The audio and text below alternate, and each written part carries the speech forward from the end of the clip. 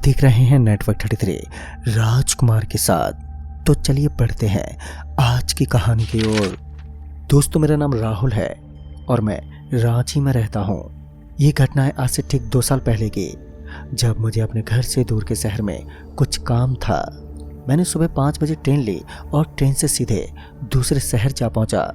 लेकिन अचानक से जाने के कारण मैं अपना टिकट नहीं बनवा पाया था, जिस कारण मुझे लोकल ट्रेन में ही सफ़र करना पड़ा। मैं लगभग 10 बजे तक शहर में पहुंच चुका था और फिर मैंने वहां कुछ खाया पिया और काम निपटाकर मैं वहां से निकल आया।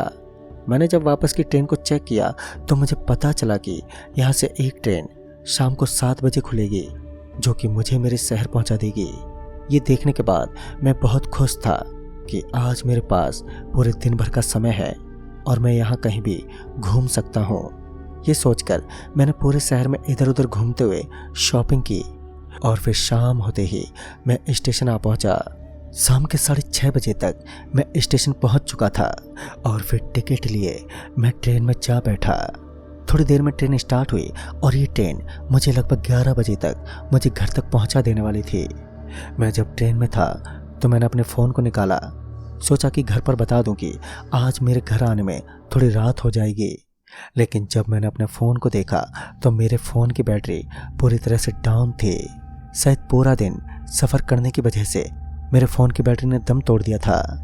अब मैं वहीं ट्रेन में बैठकर इधर उधर देखने लगा और ये उस तरफ जाने वाली आज की आखिरी ट्रेन थी, जिस वजह से इस ट्रेन में लोगों की बहुत भीड़ थी।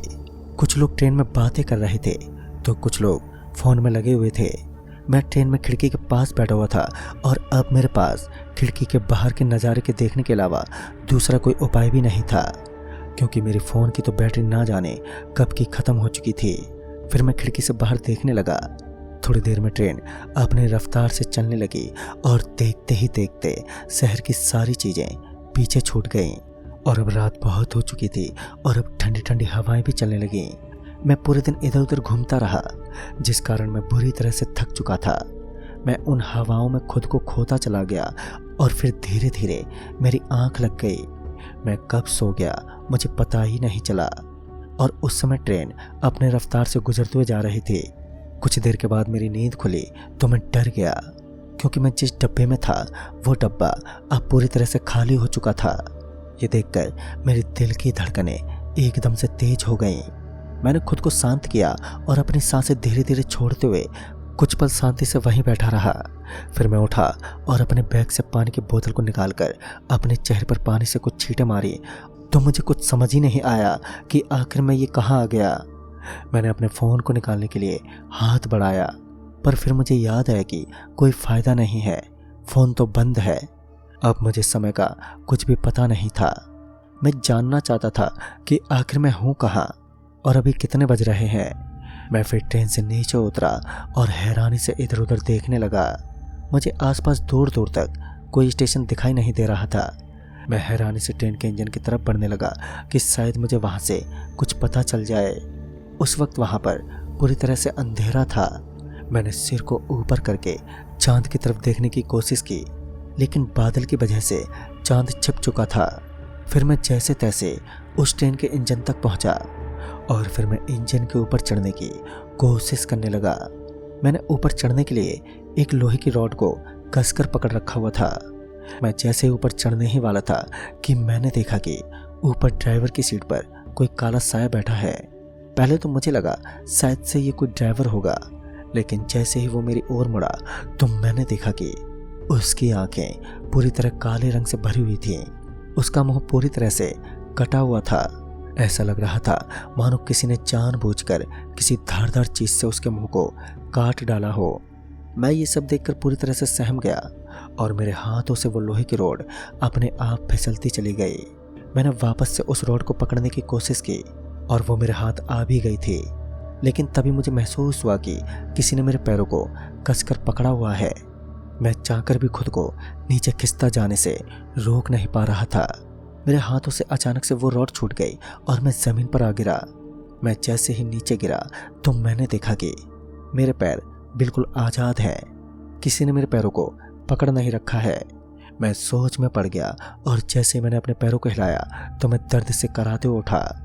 मेरे पैरों में वहाँ पड़े हुए कुछ शीशे के टुकड़े धंस चुके थे जो मुझे मेरे पैरों को हिलाने से रोक रहे थे। लेकिन ऊपर मैंने जो देखा उससे मैं खुद को संभाल नहीं पा रहा था। मैंने तुरंत ही किसी तरह खुद को ऊपर उठाया और वहाँ से भागने की कोशिश करने लगा। मेरे पैरों में कांच के टुकड़े चुभ जाने से पैरों से खून आने लगा।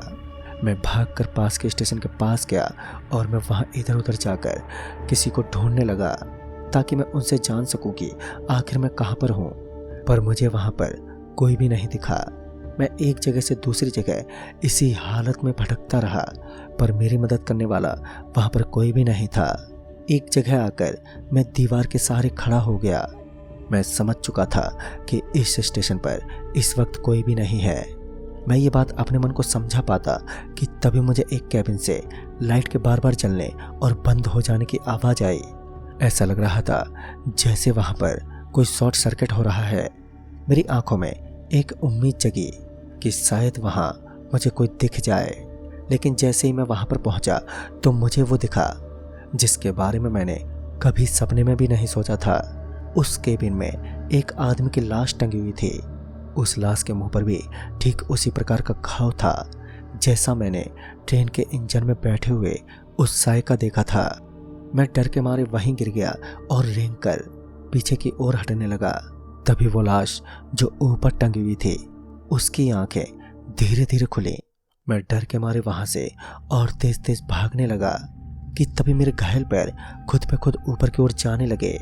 मैंने खुद को रोकने की बहुत कोशिश की लेकिन मैं कुछ भी कर पाने में असफल था और देखते ही देखते मैं वापस से उस केबिन में जा पहुंचा। लेकिन तभी मैंने देखा कि वो केबिन पूरी तरह से खाली पड़ी थी। मैं तो डर के मारे इधर उधर देखने लगा पर मुझे वहां पर कोई भी नहीं दिखाई दिया। फिर मैं तुरंत ही डरते हुए वहां से उठा और वापस आने लगा कि तभी मेरी नज़र वहां पर रखी घड़ी पर पड़ी, जिस घड़ी का कांटा अचानक से चलते चलते एकदम से रुक गया। उस घड़ी के मुताबिक उस वक्त रात के 2 बज रहे थे। मैं तो ये देखकर डर के मारे वहां से भागता हुआ स्टेशन से बाहर निकलने का गेट ढूंढने लगा। वहां पर कहने को तो गेट बहुत सारे थे लेकिन सबके सब बाहर से बंद थे। ऐसा लग रहा था जैसे किसी ने जानबूझकर अंदर किसी को बंद किया हो। मैंने गेट को खोलने की बहुत कोशिश की पर वो टस से मस तक ना हुई। अब मैं हार चुका था। मैं समझ गया था कि ये गेट खुलने वाली नहीं और फिर मैं धीरे धीरे अपनी जगह से पीछे हटने लगा।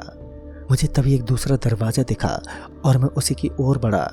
थोड़ी दूर आगे बढ़ने के बाद मुझे कुछ आवाज़ आई। जब मैं डरते हुए पीछे मुड़ा तो मैंने देखा कि मैं चंद पल पहले ही जहाँ पर खड़ा हुआ था उसके ऊपर का पंखा नीचे गिर गया, जिस वजह से मैं बाल बाल बचा। फिर मैं भागकर दूसरे दरवाजे के पास गया और उसे खोलने की कोशिश करने लगा लेकिन वो दरवाज़ा भी पूरी तरह से बंद ही था। मैं समझ चुका था कि यहाँ से बाहर निकलना मुश्किल है और ऊपर से मेरे पैरों से खून ज़्यादा बहने के चलते मुझसे अब ज़्यादा देर तक चला नहीं जा रहा था। तभी अचानक से मुझे उस स्टेशन पर एक छोटी सी जगह मिली जहाँ पर सारे भगवान की मूर्ति रखी हुई थी।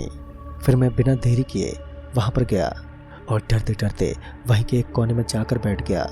मेरी किस्मत अच्छी थी कि वहाँ पर एक चार्जर पॉइंट भी था और मैंने तुरंत ही अपने फ़ोन को चार्ज पर लगा दिया।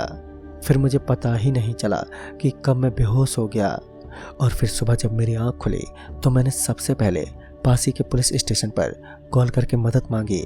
मैंने अपना लोकेशन घर पर भी भेज दिया और उस दिन के बाद से आज तक मैं कभी भी रात के सफ़र में भूल से भी नहीं सोता। तो दोस्तों इस कहानी में बस इतना ही।